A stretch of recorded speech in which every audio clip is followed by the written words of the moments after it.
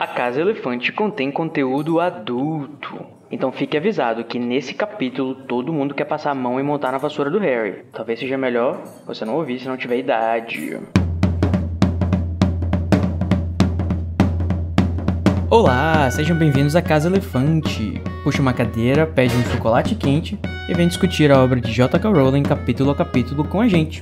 Hoje, o 12º capítulo de Harry Potter e o Prisioneiro de Azkaban, o Patrono.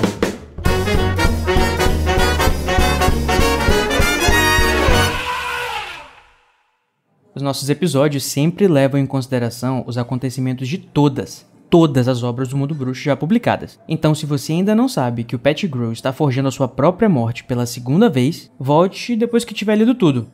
Eu sou o Junior Code, que estou aqui ansioso para ver a forma do meu verdadeiro patrono. Estou aqui hoje com a Luísa, que só pensa em ganhar a taça de quadribol. Oi, gente. Como é que tá a expectativa aí pra essa partida histórica? Tô muito ansiosa. Tão ansiosa que eu não sei nem o que dizer. Mas já calma meio que é só no próximo capítulo, tá? Ainda tem... Segura as emoções, que hoje a gente vai falar de patrono. Mas quem também tá uma pilha de nervos, que tá aqui com a gente, é a Tami, que tá pra explodir de burnout com tantas aulas e deveres. Tami, amiga, calma. Ai, menina, isso poderia ser verdade na vida também. Mas tamo aí, né? Sobrevivendo ao burnout. Amiga, mas você que escolheu tudo isso, né? Choices. Ah, obrigada, Koji. Ninguém mandou você querer fazer tantas matérias. Das minhas escolhas de vida. Muito bem, gente. E hoje eu não estou só com minhas duas participantes favoritas. Também estou com um convidado muito especial, que é o Marciel Faria. Oi, Marciel, seja bem-vindo. Pode entrar, palmas. Oi, pessoal. Muito obrigado pelo convite. Espero não passar vergonha. Não, gente, imagina. Hoje o Marciel está aqui por um motivo muito especial. O Marciel, quem é o Marciel? Vamos lá, né? Ele é o nosso patrono do PicPay, que tá estreando essa novidade nesse capítulo maravilhoso, que se chama O Patrono. Que eu juro pra vocês que não foi de propósito, só pra fazer esse trocadilho safado. Mas conta aí pra gente, Marciel, como é que você conheceu o Casa Elefante e por que você decidiu apoiar a gente? Eu conheci vocês pelo grupo do Facebook do podcast do Roder Cavalo. Pediram recomendação de bons podcasts e vocês foram muito bem recomendados lá. Olha, eu fiquei até... E foi muito legal conhecer vocês na quarentena, porque era um período que eu tinha mais tempo pra ouvir, então maratonei. E desde então eu comecei a admirar muito o trabalho que vocês fazem. Eu acho que, de todas as formas que eu poderia ajudar, eu ajudei com o PicPay. E agora acho que eu contribuí um pouquinho aqui falando com vocês hoje também. Sim, seja muito bem-vindo à nossa casa, né? Eu tô aqui com o coração quentinho, acho que eu tô pronto pra conseguir fazer o meu patrono com essas revelações. Mas já, menino? Amiga, vai ter muito trocadilho nesse capítulo, tá? Eu sinto muito o nosso ouvinte, mas... Inevitável. E você também que tá ouvindo a gente pode participar, né, do nosso podcast, porque a gente vai começar a chamar mais, de vez em quando, né, os nossos patronos para enriquecer aqui o nosso podcast com suas vivências, suas histórias e o seu ponto de vista, né, que é muito importante a gente também saber do que vocês que escutam a gente acham da obra e do que a gente fala. Então, se você não quiser participar aqui, que nem o Marciel tá, não esqueçam de participar pelo menos também através das redes sociais, né, através do grupo do Telegram, e a gente se vê por aí, ou por aqui. Então, prepare o seu chocolate, pensa na sua lembrança mais feliz, porque hoje a gente vai falar sobre a pressão de ganhar um campeonato esportivo, o burnout de ter várias aulas ao mesmo tempo e o conceito de punitivismo com uma criança de 13 anos. Só coisa leve.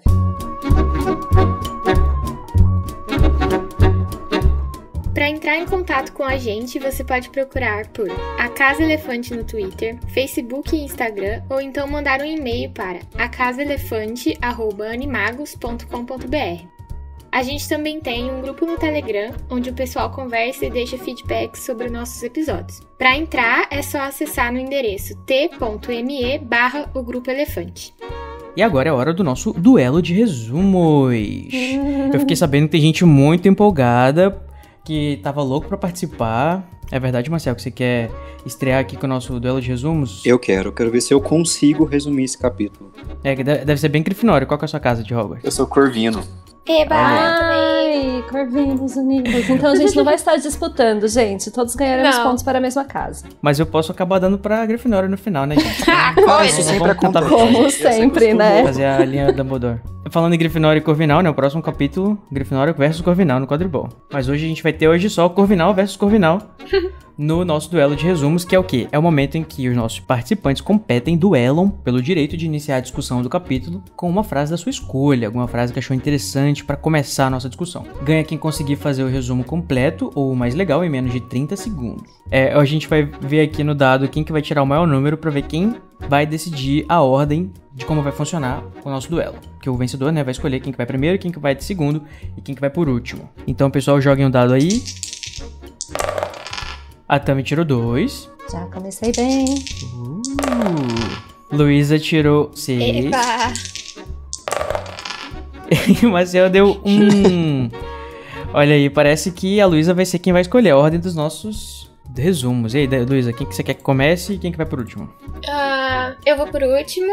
A Tami vai primeiro, porque senão, coitado do Marcel, acabou de chegar ali primeiro. Obrigado Obrigada. pela gentileza. Olha, mas se a Tami for muito bem, ele pode ficar intimidado, então pode não ser uma gentileza que eu tô fazendo. Existe a remota possibilidade de eu ir muito bem. Putz, agora eu tô confusa. Não, gente, mas lembrando que ninguém aqui tá competindo, todo mundo aqui tá cooperando. Todo mundo na mesma aqui é casa. Corvinal, gente, tá tudo bom. Menos eu. Todo mundo que tá competindo, Conde. Você vai dar os pontos pra Grifinória que a gente tudo sabe. bem. Tá, então vamos lá. Vamos, de acordo com a decisão da nossa vencedora, se prepara aí, Tami, porque você vai ter 30 segundos pra resumir o 12º capítulo de Harry Potter e o Prisioneiro de Azkaban em 3, 2, 1, valendo! Ok, então Harry ficou bravo porque levaram a Firebolt, a Hermione falou pra levar, e ele falou, mano, qual é? Tava mó de boa essa Firebolt. E aí, mesmo assim, levaram embora. E aí ele voltou às aulas, porque, né, acabou férias e tal, e aí eles estão tendo aulas. E aí ele falou, eita, eu tenho que fazer as aulas lá de patrono lá, porque o Olívio falou, menino, e aí, você vai desmaiar ou não vai? E aí ele falou, né, não. E aí ele foi lá fazer as aulas, falou com o Lupin falou, eita, pode crer, tinha esquecido aí desse rolê. E aí eles falaram, tá bom, vamos fazer as aulas. Aí eles começaram a fazer, aí Spectre patrono, e aí, tipo, né, não rolou muito bem, porque o Harry começou a desmaiar, e o Perebas morreu. Meu Deus do céu, o que tá acontecendo? O Luiz possuiu a Tami. Eu não cheguei nem na metade, mas o Perebas morreu, é o que importa. Morreu? Será que ele morreu? Será-se? Vai dando informações descompassadas aí para nossos ouvintes, Tami. Olha, isso vai ser levado em consideração no julgamento do resumo, hein? Ai, desculpe, é o que falou no capítulo, não fui eu. Tá certo. Então, olha aí, vai ser agora o momento da estreia da participação no duelo de resumos do nosso participante, nosso patrono, Marcel. Tá pronto, Marcel? Tô pronto, respirando fundo. Então, vamos lá. Em 3, 2, 1, valendo! Certo, então no começo do capítulo, Harry e Rony estão incomodados com a Hermione, porque ela entregou a vassoura pra Minerva. As aulas voltam, a gente tem uma aula com a Sibila, falando besteira de novo pro Harry, depois a gente tem uma aula com o Hagrid, e finalmente as aulas particulares com o Lupin sobre o patrono. E o Harry até consegue fazer alguma coisa legal, com muito esforço, e... Meu Deus, o que mais que acontece? Vai lá. Meu Deus. 2 segundos. Então, aí depois o Harry consegue a vassoura de volta, eles vão lá pra falar com a Hermione que tá tudo bem agora, e o Rony fica puto porque o Perebas sumiu. Acabou! Achei muito mais controlado emocionalmente. Pois é, né? Gostei. Vamos lá, vamos pro próximo pra gente descobrir quem que vai ser o vencedor. Luísa, agora não tem como você escapar mais, amiga. Agora é Chegou sua o vez. seu momento. Socorro. Então lá, Luísa, esteja preparada pra resumir o capítulo 12 em 3, 2, 1, valendo. O Harry e o Rony estão putos com a Hermione, porque ela caguetou eles pra Minerva. Aí... Putz, droga. Aí o Harry vai ter... Eles entram de férias e a Hermione fica sozinha. Aí o Lupin vai ajudar o Harry, depois do Natal, né? A ter... Ai, nossa senhora, eu tô péssima. A conseguir 10 segundos. parar com o Dementador, parar o Dementador. E ai meu Deus, aí o Perebas se morde todo. E eu fui péssima. Yay! Gente, é sempre concluível com e aí o Perebas morreu. E aí o Perebas se mordeu todo. E aí o Perebas se mordeu todo. Amiga, tá tudo bem, tá? Você uma deu bastante bosta. informações. Parabéns. 20% do resumo da Luísa, ela dizendo que ela foi péssima. Exato. Então, eu acho que... Olha, o pessoal costuma dizer que eu roubo pra quem tá participando. Quem tá em participação especial. Mas eu acho que... O quê? Vocês concordam comigo que o Marcel mereceu essa vitória? Olha, jamais concordarei. Acho que meu resumo estava excelentíssimo. Entendeu? Acho que estou sendo injustiçada. Mentira. É, eu não, foi gostei melhor. do- Poxa, era pra vocês serem unânimes na minha decisão. Tudo bem, então. Não, Sim, eu acho que o controle Marcel emocional foi conta um melhor. pouco. Ok, eu vou levar o Muito o obrigado, controle Luiz. Então, emocional. como eu e aí a Luísa e provavelmente o Marcel também concordam, Eu tô quietinho, mas eu me Colocando palavras esforcei na boca. muito, gente. Ele merece ganhar Tá só pela certo. coragem de querer participar. Sim, Exato. sim, exatamente. Ele podia estar só observando e eu podia estar todo cagado aqui tentando resumir esse capítulo difícil de resumir. Então é isso aí, nossa vitória vai para Marcel Faria. Harry e Rony ficam bravos por Hermione ter informado a McGonagall sobre a Firebolt. As aulas retornam após o Natal. Lupin ensina o feitiço patrono para o Harry se proteger de dementadores. Harry pergunta frequentemente pela sua Firebolt e finalmente a consegue. Harry faz as pazes com Hermione e logo em seguida Rony acha rastros de sangue, que acredita serem de Perebas. Sangue de rato no lençol. Que delícia. Ai, credo.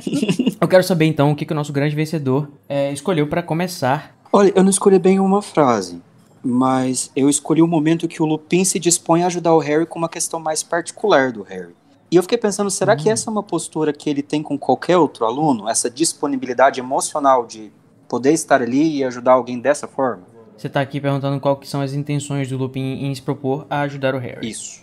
Ou se propor não, ou pelo menos aceitar, né, ajudar o Harry. Porque eu acho que é importante colocar isso aqui, já respondendo a tua pergunta um pouco, pelo que eu acho, o Lupin não se ofereceu, né? O Harry teve que implorar pra ele fazer isso, praticamente. E quando o Harry chegou de novo, depois do Natal, pra falar, e nossas aulas de antidementador, o Lupin ainda fala assim, é mesmo, né? Pois é, quase que eu tinha esquecido, menino. Eu acho que ele faz um pouco a pêssega. Eu não sei se ele tava, assim, se ele tomaria essa iniciativa, sabe, se o Harry não tivesse pedido muito, insistido muito. Mas não sei também se ele teria dito sim se fosse pra qualquer outro aluno, né? Isso foi uma coisa que eu perguntei, acho que até no episódio passado. Eu acho que é porque é o Harry. Você acha? Eu acho que... Eu acho. Que é eu tenho porque ele impressão... lembra muito o James. Eu penso mesmo que a Luísa, eu acho que é pelo Harry ser o Harry, o filho do amigo dele. E eu não sei se ele toparia com outras pessoas, talvez com outras casas, eu não tenho ideia. Eu já tenho uma impressão um pouco contrária. Eu acredito que o Lupin estava resistente em atender o Harry nessa questão justamente por ele ser o Harry. Eu acho que ele teria mais facilidade de lidar com com todas essas questões aí se fosse outro aluno qualquer que não tivesse um histórico com ele. Porque a gente percebe vários momentos que, conforme o Harry tá fazendo essa indo e voltando, desmaiando e voltando e tentando e tal, o Lupin tá, muito desconfortável e muito querendo que isso acabe logo. Porque isso traz muita coisa nele, sabe? Então, eu acho que assim, com certeza, a gente gosta de imaginar o Lupin, eu acho que dos próximos livros, que ele tem mais iniciativa pra ajudar e participar das coisas e tudo mais, mas eu acho que o Lupin desse livro, inclusive no que diz respeito a ajudar com a proteção do Harry na própria Hogwarts, eu acho que ele é um pouco negligente, sim. Eu não sei se ele tá fazendo de má vontade, acho pouco provável que seja má vontade em si, mas ele tem muitas questões pessoais aí que impedem ele de ou revelar a verdade pro Harry, ou, enfim, ajudar a proteger a escola dos Sirius direito, porque ele sabe da questão das passagens secretas, e ele sabe que eles são animagos, mas ele quer se proteger, porque, ele, como a gente falou no último episódio, ele tem um rabo preso, né? E também, eu acho que o Lupin ele tá lidando com muitas questões, e por ser o Harry, eu acho que elas ficam mais fortes, não o contrário. Todas elas ficam mais evidentes. Eu fico em cima do muro aqui, entre o que vocês dois falaram, porque ao mesmo tempo que eu acho que ele não aceitaria dar aulas particulares para simplesmente qualquer aluno, né? É uma questão para ele, e dá pra ver que ele fica reticente, ele fala que, não, eu não sei se eu sou muito expert nisso. Ele vai tentando convencer o Harry de que não é uma boa ideia. E não sei se, né, por ele ser filho do James, ele teria sido um pouco mais enfático, assim, não, vou ajudar esse menino aqui, porque, o filho do meu amigo. Não sei, eu fico realmente meio em cima do muro, eu não sei o que tá se passando pela cabeça dele, não. É bem confuso mesmo, né? Tem vários momentos nesse capítulo em si, nessa própria sequência aqui dele falando com o Harry, que, ele tá querendo, se distanciar o máximo possível de personalizar essa história, sabe? Sim. Quando ele fala pro Harry alguma coisa sobre o Sirius ser amigo do James, como se o Harry não soubesse, né? Porque tinha sido combinado que ninguém ia falar nada pro Harry, eu acho. E o Harry fala que ele sabia, só que ele não quer continuar o assunto, ele faz a egípcia e não quer de jeito nenhum falar sobre isso. É que são assuntos muito gatilho pra ele, né? Acho que a própria cara do Harry deve ser um puta gatilho pro Lupin, né? De olhar pra ele e imaginar ele com os amigos na época da escola e tal. Acho que pra todos eles, todo mundo que chegou a conviver com James de alguma forma, tem essa relação estranha com Harry por causa do visual ser tão semelhante. Sim. Mas eu realmente não sei. Com relação ao que o Cody falou, faz sentido, mas vocês falaram uma coisa que faz sentido também. ele não faria isso por qualquer aluno, né? A carga emocional faz diferença, sim. Eu não sei também, tipo, da benevolência e da disponibilidade do Lupin em relação às coisas. Que, tipo assim, vamos supor que outro aluno tivesse sido perseguido por dementadores. Eu acho que é meio que dever da escola, né? Em si, os professores, né? Ou seja, o Dumbledore, quem quer que seja, dar algum tipo de treinamento pra essa pessoa, pra ela poder se proteger. E eu acho que se o Dumbledore tivesse mandado, ele iria fazer. Mas, enfim, eu não acho que ele tá sendo uma pessoa disponível, assim, sabe? Nem com o Harry, nem com ninguém.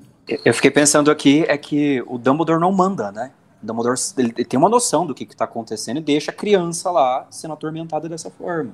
O Dumbledore Sempre. tá lá criando o menino como um pouco para o abate. Let it burn, né? Engraçado que tem um momento no capítulo que eles estão pensando como é que a gente vai praticar contra dementadores. Eu não posso simplesmente pegar um dementador e falar, aí, vem cá, bora lhe treinar um feitiço pra te derrotar. Aí ele fala, mas olha só, veja só, que sorte, a gente achou um outro bicho-papão aqui, Harry. E então a gente vai poder usar pra praticar com você. Olha só que conveniente, não é mesmo? Hogwarts, um ano que tava infestada de bicho-papão. Mas faz sentido até, porque se a gente disse, né, que os bichos-papões surgem quando há medo nas crianças ou coisa assim como um poltergeist surge quando existe, né, uma atmosfera de bagunça e brincadeira, eu acho que faz muito sentido o Hogwarts ter ficado infestado de bicho-papão, sendo que tem um monte de dementador em volta, né? Que justamente causam essas emoções, né, nos adolescentes, nas crianças. Realmente. Não sei se isso foi pensado, mas acho que dá pra Faz encaixar. sentido, Dá pra né? conectar, sim, verdade.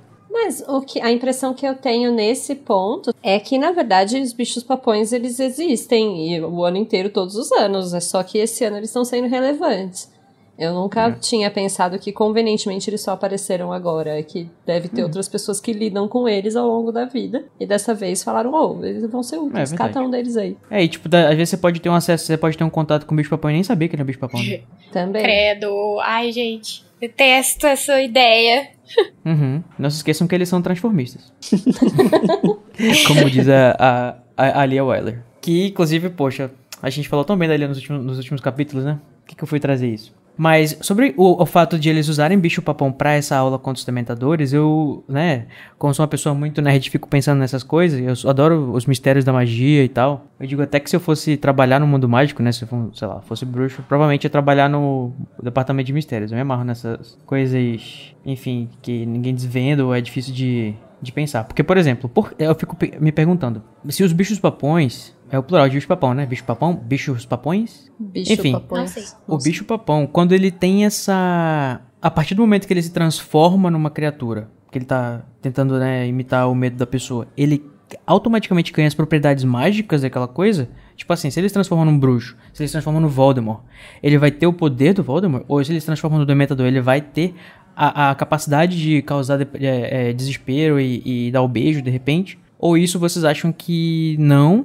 Isso acontece com o Harry porque é uma coisa que a própria mente do Harry tá fazendo com ele? Ai, olha, eu não sei, mas essa é uma boa pergunta e que eu até fiquei me fazendo quando eu reli esse capítulo. Até porque, tipo, quando o Harry abre lá o baú, sai o Dementador, ele sente todas essas coisas. E aí, quando o Lupin abre, vira a lua. E eu fico, tipo, será que essa lua tem o poder de transformar ele em lobisomem? Ou não? Porque teria que fazer sentido, né? Se o bicho-papão de Dementador consegue causar os mesmos sentimentos que um Dementador de verdade, então a lua... Assim, eu acho que tem um double standard, uma questão aí. Porque ao mesmo tempo que eu acho que, sim, o bicho-papão se transforma em criaturas mágicas e necessariamente se transforma. Então eu acho que ele se transforma num dementador. Se ele se transformasse na lua ali na sala, ele ia esmagar todas as crianças. A lua é muito grande. Amei. Então, de fato, ele não vira a lua. Eu acho que ele vira uma projeção. Mas assim, e também tem a questão, Luísa, que eu não sei se é a lua em si que faz também não sei. É verdade. Se faz ele virar lobisomem, né? Eu acho que tem todo um fenômeno astrológico, uma coisa astronômica, enfim. E, tipo, precisava também ser uma sexta-feira, não? Não é só nas sextas de lua cheia ou é todas as noites de lua cheia no universo de Harry Potter? Eu acho que é na noite de lua cheia. Não sei. Só. Eu acho que é na noite. Acho que essa tradição de só ser sexta-feira é no Brasil só, né? Eu nunca ouvi falar dessa tradição. Eu não tenho dados. Vocês não sabem? Vocês não conhecem a história da Sexta-feira de Lua Cheia? Não. Então deve ser alguma lenda regional aqui, gente. Pode ser. Eu sei que tem a ver com a Sexta-feira 13. Sexta-feira tem uma coisa de ser amaldiçoada, né? Alguma coisa assim, mas eu não sabia mesmo. Pode ser alguma coisa regional, sim. Eu sei que tem uma versão regional do lobisomem aqui na Amazônia, nas nossas lendas, enfim, típicas. Mas e o que você acha, Marcelo? Você acha que o bicho-papão se transforma e ganha as propriedades do que ele se transforma, ou é só aparência mesmo? Eu fiquei pensando... Você acha que é possível uma pessoa causar em si mesmo a reação que o Dementador causa no Harry quando ele tá praticando? Sim, eu sinto que sim. Tanto que eu fiquei pensando a respeito disso quando eu tava relendo o capítulo, e eu acho que foi muito mais um exercício do Lupin ver se o Harry conseguia pensar numa situação de medo extremo do que de fato enfrentar um Dementador. Ele até fala que a questão do medo do Harry é que você é muito maduro porque o seu maior medo é o medo em si. Isso, eu ia até voltar aí também, porque eu acho que essa é a questão, né? O Harry, quando ele vê o Dementador, ele não tá só tendo medo do Dementador da criatura, e sim do efeito que ele causa nele. Mas o Dementador causa todos os efeitos nele. Ele desmaia, ele sente... Agora, será que ele seria capaz de dar um beijo? Então, é isso que eu acho. Eu, particularmente, acho que aquele bicho-papão ele não é capaz de fazer as coisas que o Dementador faz. Absolutamente. Eu acho que ele não consegue. Eu acho que o Harry, por ter essa experiência com os Dementadores, ele olhou pra aquela coisa que é muito realista e tudo aquele desespero, tudo aquilo aconteceu dentro da cabeça dele, sabe? Eu acho que é muito difícil ser só sugestionabilidade nesse caso. Eles devem, o bicho-papão deve ter algum tipo de propriedade mágica que simule, ainda que ele não se transforme num Dementador de fato, e que simule os efeitos. Porque se for, eles são umas criaturas mais fortes do que existem no mundo bruxo, né? Porque eles conseguem copiar as propriedades de qualquer coisa, pô. Mas não é por opção, né? É meio que um gênio da lâmpada, assim. Você pode fazer tudo o que você quiser do mundo se alguém mandar. Ou, né? Ou se alguém não... Tudo que a pessoa não quiser, né? Mas aí, então, se a gente levar pra esse lado de que, tipo, meio que o Harry imaginou, bem entre aspas, né? Essas coisas, então ele não ouviu de verdade o pai dele entrando na frente tipo, tentando salvar a Lilian, não ouviu o Voldemort, tipo, gargalhando, ele imaginou. Pois eu acho que os efeitos que o bicho-papão causa são muito fortes pra ser só sugestionabilidade. Até porque, mais pra frente, quando o Draco, né, vestido de Dementador, aparece, ele também podia se sentir fraco e desmaiar de novo. Placebo dos mas Dementadores. Ele tava preparado, né? Mas os efeitos são reais. Os efeitos o ar sendo sugado, a felicidade sumindo, acontecem mesmo com o bicho-papão. Mas a questão é que, assim, o Harry, quando ele olha pro Dementador, ele sente medo por causa da imagem dele. E é um medo que causa tudo isso, né? Tipo, é o medo que faz o Harry ficar desesperado, o Harry desmaiar, o Lupin ficar, enfim... então, eu acho que só pelo fato de ele se transformar num Dementador, ele vai inspirar esse medo. Mas ele inspira esse medo, mas eu ainda acho que tem alguma propriedade mágica que o bicho-papão consegue reproduzir de realmente causar esse medo todo nele, né? Eu acho que não existe uma resposta, tipo, né, clara, específica, mas a gente pode continuar essa discussão, né, nos nossos canais de discussão. Fala pra gente o que vocês acham. Então vamos seguindo, porque a gente ainda precisa descobrir, né, como que faz esse bendito patrono pra iluminar os Dementadores. Deus te ilumine com um Expecto Patrono. Pra falar mais desse patrono, né, o que é isso, no caso não estamos falando do Marcel, e sim do patrono mesmo, a gente vai chamar uma participação especialíssima do nosso host, participante, idealizador, diretor, editor, o nosso tudo, Igor Moreto, que vai trazer pra gente um pouquinho do que é um patrono, e da história, e do que significa. Pode entrar, Igor! Oi, pessoal! Tudo bom com vocês? Desculpa estar interrompendo aqui o podcast da Casa Elefante dessa semana, mas é que o pessoal pediu, né? Então, quando o pessoal pede, eu venho. E eu vou falar sobre os patronos. O patrono, do latim, eu espero, desejo, um guardião ou protetor. Expecto está na primeira pessoa do singular, no caso nominativo, usado para o sujeito, e patrono está no caso acusativo, objeto direto. A forma exata que o feitiço do patrono toma se torna clara só quando o feitiço é lançado corretamente, que é, no caso, a gente vê isso acontecendo com o Harry no final do livro, né? Prisioneiro de Azkaban. O patrono é um dos mais poderosos e difíceis feitiços conhecidos pelo mundo bruxo, e também pode ser usado como mensageiro entre bruxos. A gente vê isso acontecendo nos livros algumas vezes, mas nos filmes acontece pela primeira vez no 7º, no meio do casamento do Bill, o Guy e a Fleur, que o patrono do Kingsley chega lá avisando que o ministro morreu. Faleceu. Poxa. É comum, mas não inevitável, que o patrono tome forma de um animal nativo do país daquele que o conjura. E patronos extintos são muito raros, mas não inexistentes. E apesar de ser muito comum existirem corujas no mundo bruxo, é muito raro que você tenha um patrono coruja. Outros tipos incomuns e raros são os dragões, os testralhos e as fênix. E acho que são os mais difíceis de conseguir também lá no teste do Pottermore. Apesar da gente ter esse conhecimento difundido, não é totalmente real, o de que só pessoas boas de coração e de coração puro conseguem produzir o patrono. Existem exemplos de pessoas de moral duvidosa que também conseguem produzir. Sobre a questão da forma do patrono, o bruxo pesquisador de feitiços, professor Catullus Spangle, estabeleceu certos princípios que são consideravelmente aceitos como verdade. Ele escreveu: é evidente que um humano, quando confrontado com tal desumano mal que é o Dementador, deve recorrer a recursos que ele ou ela pode jamais ter precisado, e o patrono é o seu secreto desperto, dormente até ser necessário, mas que deve ser trazido à luz. O patrono, afirma o Spangle, representa aquilo que está escondido, desconhecido, mas necessário dentro da personalidade. Ele continua: eu estou firmemente convicto que tal patrono é um indicador de obsessão ou excentricidade. Pode ser um bruxo que não seja capaz de esconder sua essência na vida cotidiana e que pode, de fato, exibir tendências que outros preferem esconder. Qualquer que seja a forma de seu patrono, é aconselhável demonstrar respeito e, ocasionalmente, cuidado com um bruxo ou bruxa que produz um patrono de sua escolha. Ou seja, os bruxos que produzem o que querem, eles são pica da galáxia, né? Lacrou. Mas são só essas informações que eu tinha pra trazer do patrono. Bom resto de episódio pra vocês, gente. Beijos! Olha só, então dá pra você controlar a forma do seu patrono, gente. Olha só, novidades, eu não sabia disso. Eu sabia que dava pra você esconder, mas mudar a forma pro que você quer... Voluntariamente? Mas parece que Muito é louco. raro e é estranho. E necessariamente me remete a Umbridge, porque o animal interno dela é um gato. Eu acho isso meio estranho. Só se for um gato bem Pode ser cuzão. que não seja, né? Porque, tipo, ela não tem nada a ver com a Minerva, Uhum. que também é um gato. Eu acho que deve ser um sapo.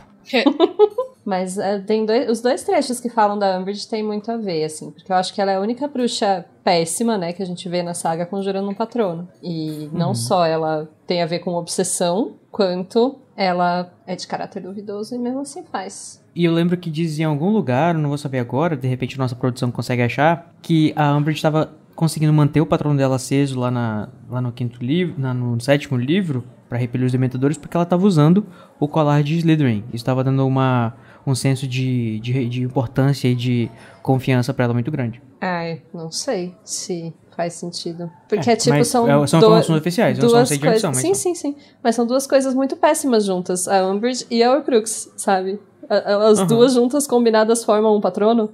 Eu nunca entendi, pra falar a verdade, muito bem essa questão de bruxos das trevas, né? Primeiro que a gente já tá classificando uma pessoa como um bruxo das trevas, não ser capaz de produzir um patrono. Eu acho isso um pouco moralista. Porque eu também acho. Eu acho que isso é muito reducionista também. Tipo assim, existem bruxos das trevas, existem pessoas que não são bruxos das trevas.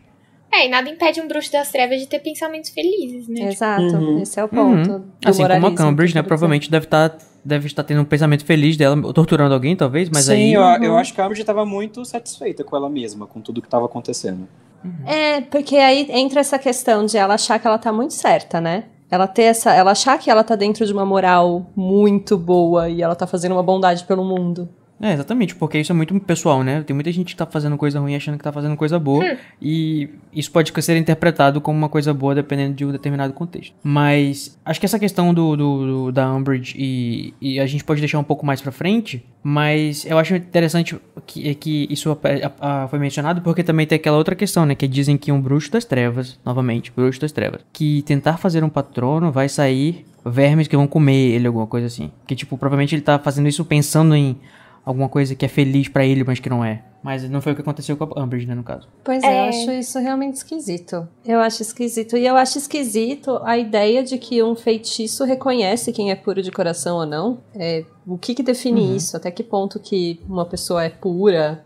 Não sei, eu acho o conceito todo meio muito esquisito.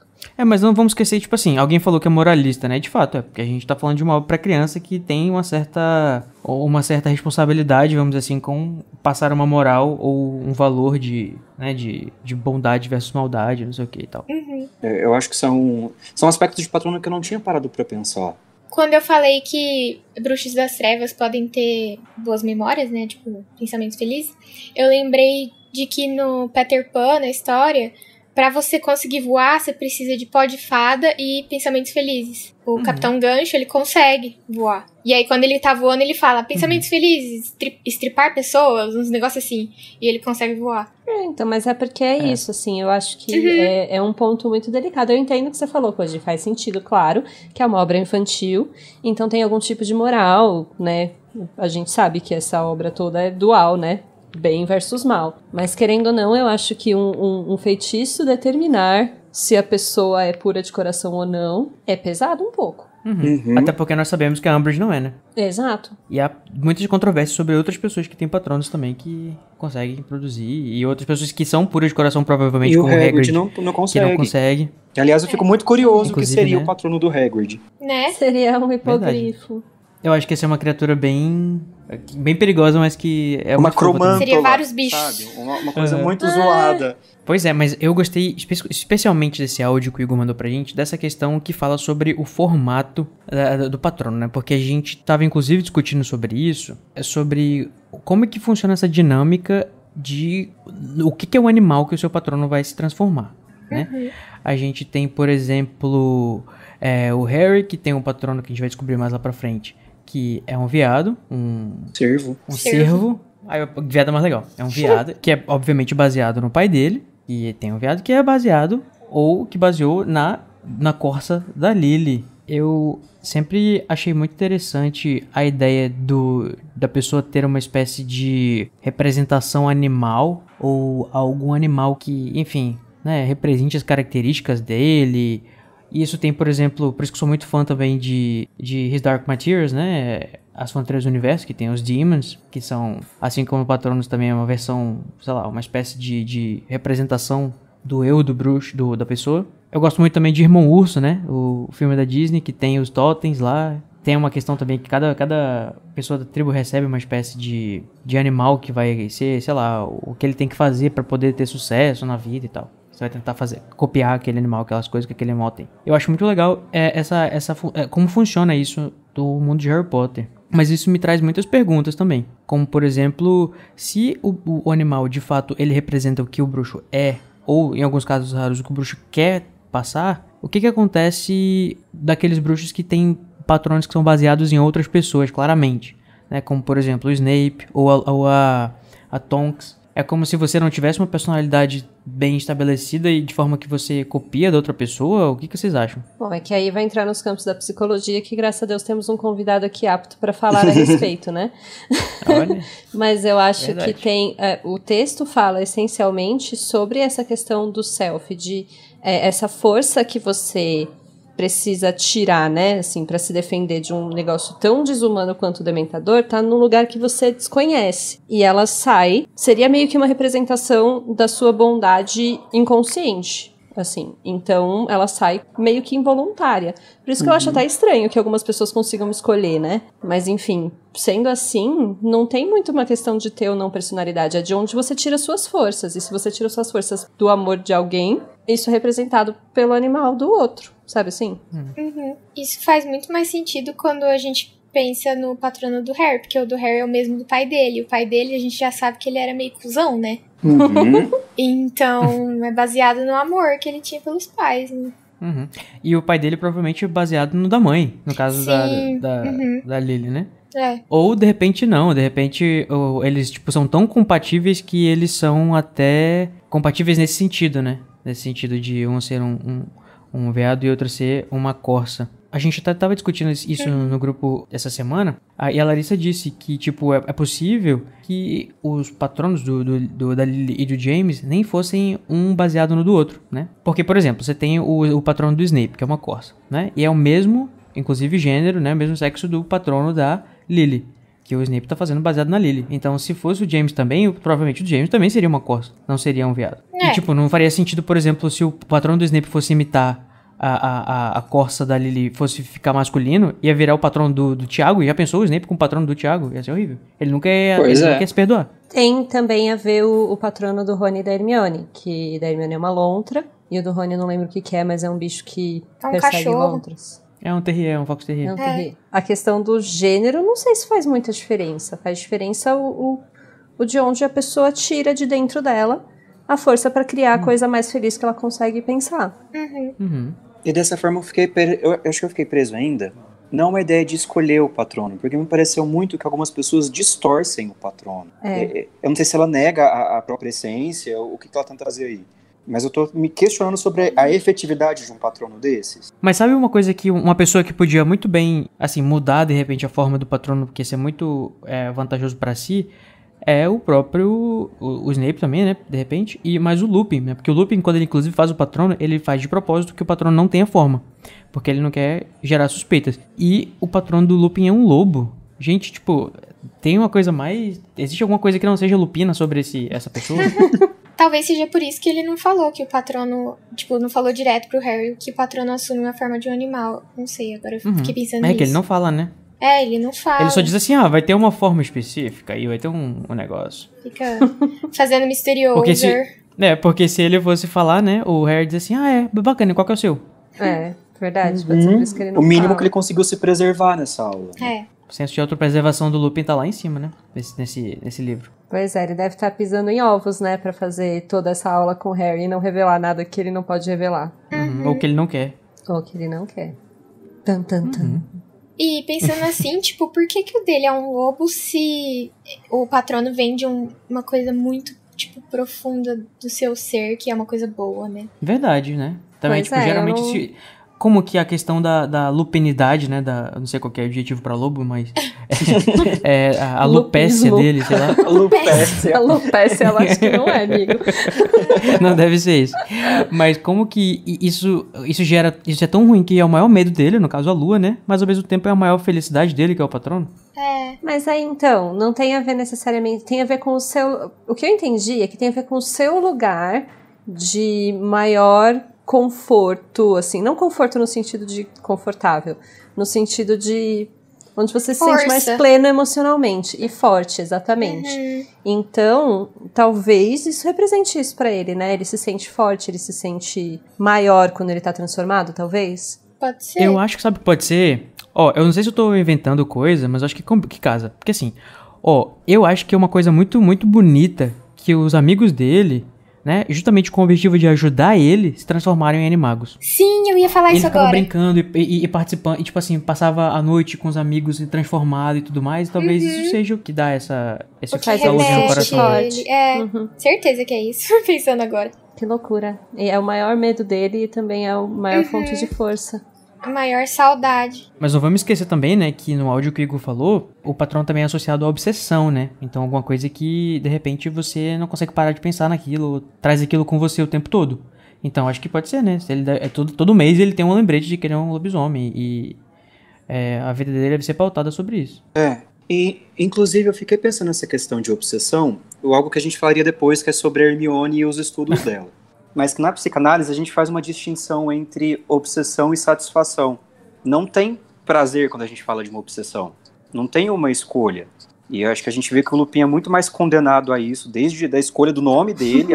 Destino. Era pra ser assim, do que algo que ele quis. É bonitinho que seja por causa dos amigos dele brincando com ele nas noites que ele se transformou, mas pode ser também, né, por essa questão super barra que é a obsessão dele por ser essa figura tão, enfim, cheia de problemas. Um Angustiante, lugar de angústia pra ele. Imagino.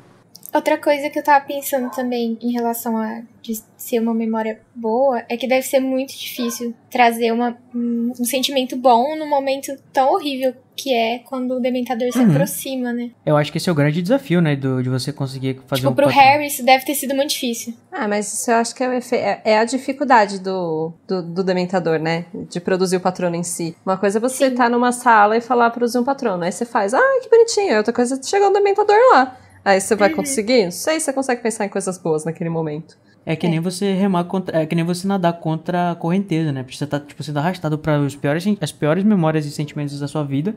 E você tem que buscar a melhor memória no meio desse mar de desespero e enfim. E tem uma coisa Deve ser simbólica aí também, né, assim, quando você tá se afundando, até pensando na alegoria, né, dos dementadores de depressão, quando você tá num momento mais baixo, psicologicamente, assim, mais fundo, tentar lembrar de coisas boas. Vamos ver se isso é possível. E aí, esse exercício aí pode estar relacionado com o que a autora queria passar. O problema né? é que às vezes não é nem quimicamente possível, né? Tipo, você não tem nem como... Mas eu acho que esse é o ponto que ela queria passar, assim. O desafio que é isso ser possível. Uhum. Né? Uhum. Eu compreendi dessa forma também, da pessoa conseguir encontrar recursos internos numa hora dessas. Eu lembro, por exemplo, no 5º livro, não vou me demorar muito, porque a gente já tá falando muito sobre outros livros que ainda vão chegar lá pra frente, mas tem um momento que o Harry tá lá na Rua dos Alfeneiros e o Dementador já chegando perto, ele não ouviu dos amigos dele o verão inteiro. E ele tá muito puto com todo mundo. E o Voldemort tá na cabeça dele e tudo mais. E quando o Dementador tá chegando lá perto do Dudley, né? E vem chegando com ele,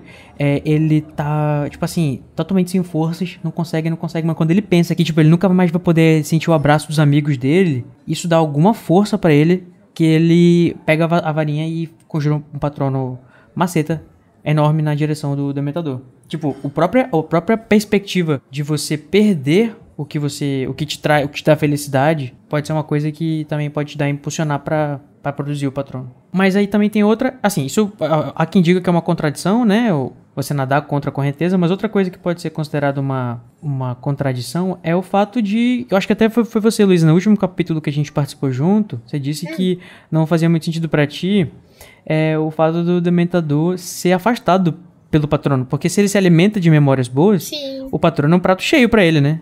Pra mim isso nunca vai fazer... Tipo, fez sentido, porque eu lembro que a Tami explicou, mas toda vez que eu paro pra pensar, eu fico tipo, mano, é muito esquisito Eu não isso. lembro o que eu falei, então eu vou falar de novo, porque é o que eu penso sobre isso. O Dementador, o patrono não funciona, ele não repele o Dementador, ele é um escudo. E aí, então ele entra entre você, que conjurou, e o Dementador. E aí, como ele não é afetado pelo Dementador, ele consegue afastar o Dementador de você. Sim. Mas ele funciona na prática como um escudo, não como uma arma.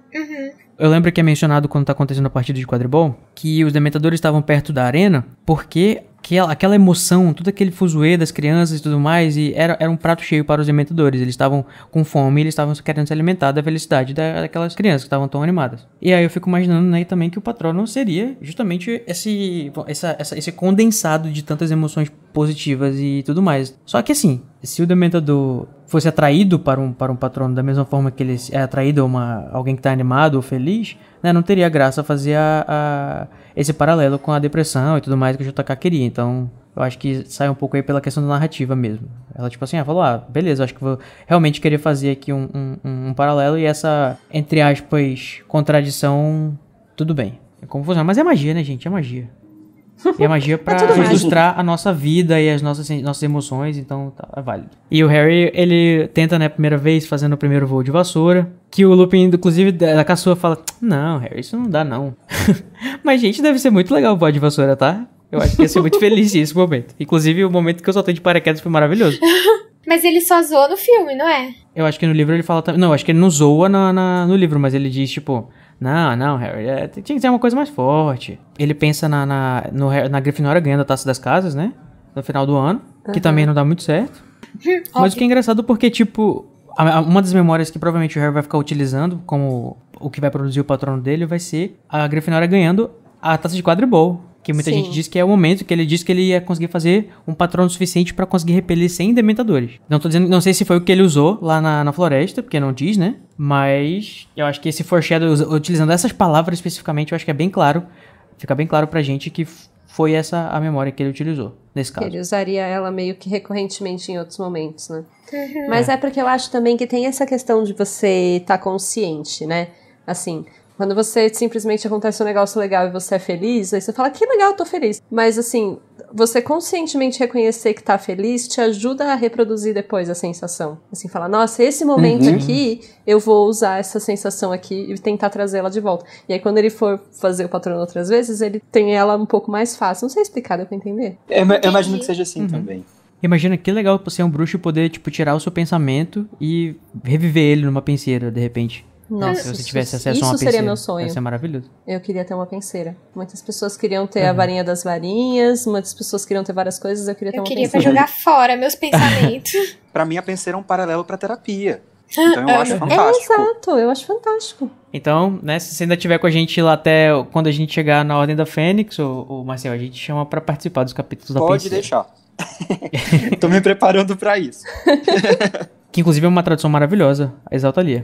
Né? Exaltaria. Sim, Exaltalia. E o Harry, né, consegue produzir alguma coisa forte o suficiente pra afastar o Dementador utilizando a memória de quando ele descobriu que ele era bruxo. O que é muito bonitinho, né? O Hagrid tá aí na memória mais feliz do Harry até o momento. E eu acho interessante... Lá vai eu ter que falar do filme aqui, né? No filme existe uma diferença nessa cena. O Harry, ele diz... Depois de ele já falhar umas 2 vezes com o Lupin lá, quando ele tá tentando fazer o patrono, a memória que ele acha que ele vai usar é uma memória que não é necessariamente feliz. Tudo na cena indica que o Harry tá lembrando do momento que ele viu os pais no espelho. Eu não sei por que o Quaron resolveu incluir isso, mas eu acho muito interessante. Essa ideia de, tipo, o Harry utilizar uma coisa que nem é uma memória. Acho que ele até diz, não é nenhuma memória e nem é muito feliz. Porque, tipo, o fato do patrono dele ser o pai, né? Acho que casa legal com isso daí, sabe? Na verdade, ele não chega a citar o espelho. Ele só fala que ele tá ouvindo os pais dele conversando com ele, falando, tipo, só falando. Mas faz sentido, porque daí, de novo, a gente volta pro mundo interno dele, né? É a primeira vez que ele vê os pais na vida. Ele vê a cara deles. Sim, inclusive ele não tinha visto nem foto, né? E é uma memória muito mais pessoal, muito mais afetiva do que voar numa vassoura.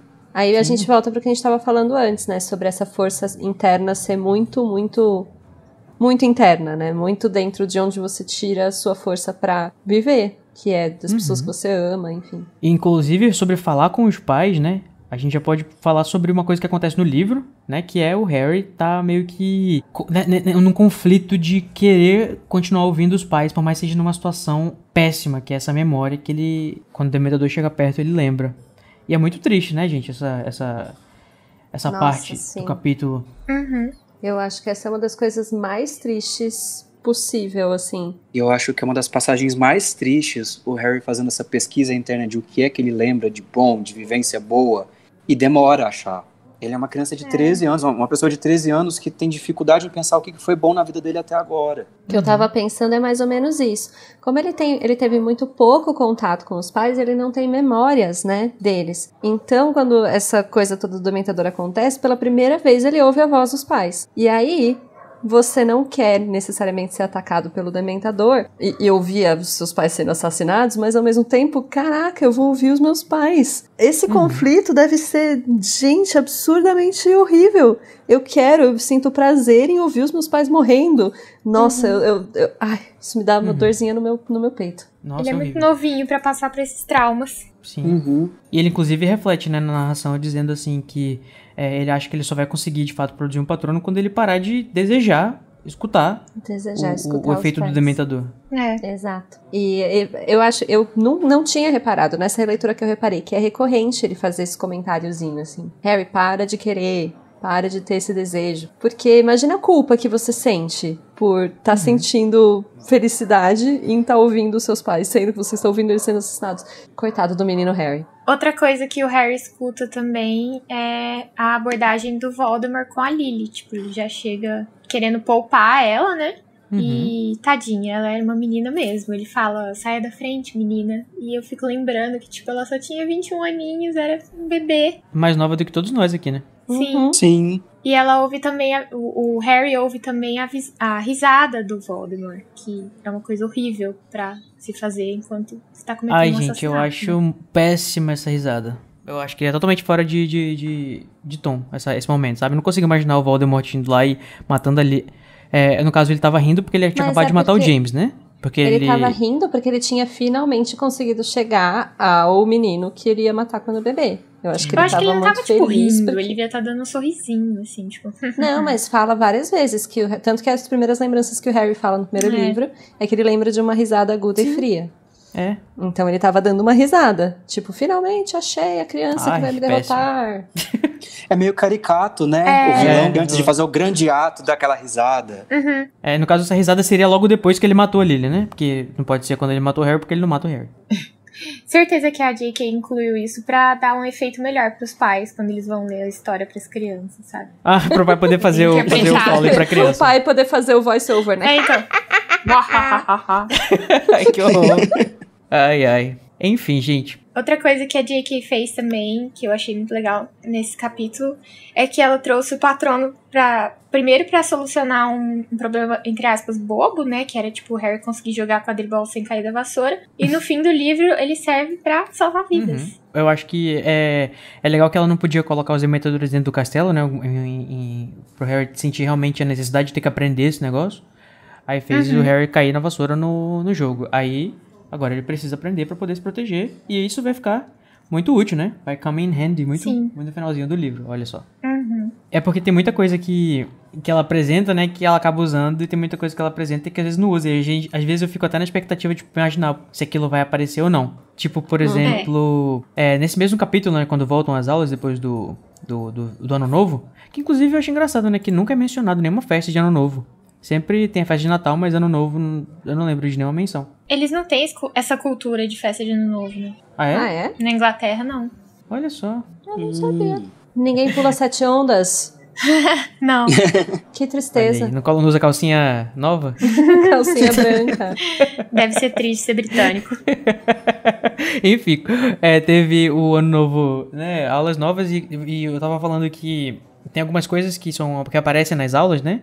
Que vão ter payoff, que vão ter uma resolução mais lá na frente. Como, por exemplo, a questão da aula de lemão, né? Palmistry, como é que é em português? É quiromancia. Que aí a Trelawney, né, fala pro Harry que ele tem a linha da vida mais curta que ele já viu na vida. Gente, pra quê? Ela é muito... Toda vez que a Sibila fala algo do tipo, eu penso qual o propósito dela falar alguma coisa dessa.